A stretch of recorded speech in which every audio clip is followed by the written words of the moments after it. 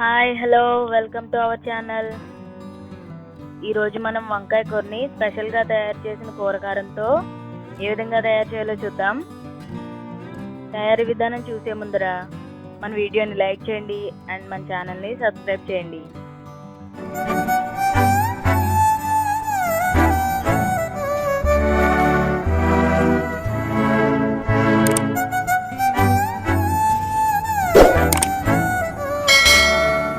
ముందుగా కావాల్సిన పదార్థాలు చూసేద్దాం. శనగపప్పు,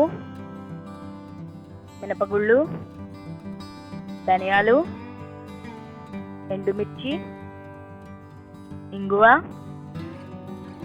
మెంతులు, చింతపండు.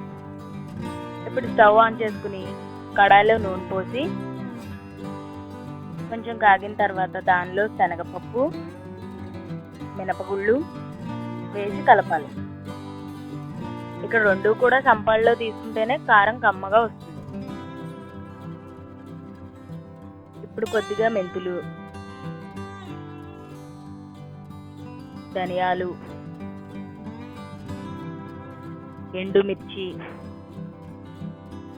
మరియు ఇంగువ వేసి ఎర్రగా వేగిన తర్వాత దానికి చింతపండు యాడ్ చేసుకుని మిక్సీలో పౌడర్ చేసుకోవాలి.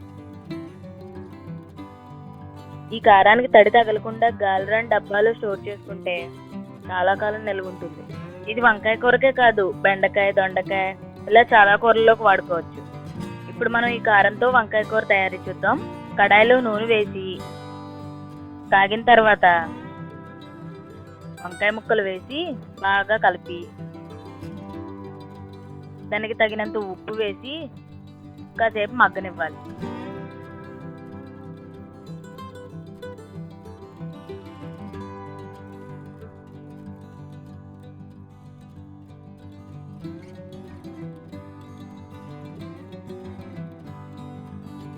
ఇలా మగ్గిన దాంట్లో ఇందాక ప్రిపేర్ చేసుకున్న కూర కారం తగినంత వేసి కలుపుకుని స్టవ్ ఆఫ్ చేసుకుంటే కమ్మనైన వంకాయ కూర రెడీ.